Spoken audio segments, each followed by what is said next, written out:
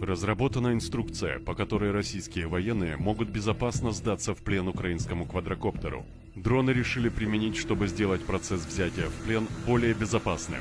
Если вы желаете добровольно сдаться в плен ВСУ, предварительно свяжитесь с проектом «Хочу жить», который даст инструкции и при необходимости сообщит координаты отправной точки. Получив верификацию, отправляйтесь на место в точно указанное время. Следует помнить, что в данном случае точность и своевременность прибытия критически важна, учитывая ограниченное время полета квадрокоптера. При возможности дополнительно уведомите представителей ВСУ о прибытии на место и дождитесь дальнейших инструкций или ожидайте появления квадрокоптера в зоне видимости. Увидев в зоне видимости квадрокоптер, необходимо установить с ним визуальный контакт. Наблюдая за дроном, поднимите обе руки в стороны и вверх, таким образом сообщая о готовности выполнять дальнейшие команды. Когда контакт установлен, дрон совершит маневр, поднявшись и опустившись на несколько метров вниз и вверх. После этого коптер обозначит вектор движения.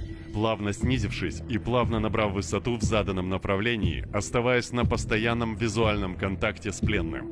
Пленный должен следовать за дроном, который со скоростью человеческой ходьбы будет лететь в точку встречи с представителями ВСУ. В случае критического уровня заряда батареи, дрон может прекратить сопровождение и вернуться на базу.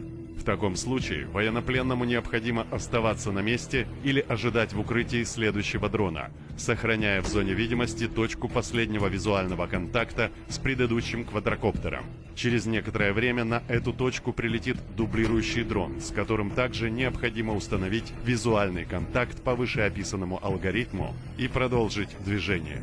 Российские солдаты, сохраните себе эту инструкцию, распространите ее среди ваших сослуживцев и знакомых. Сохраните больше жизней.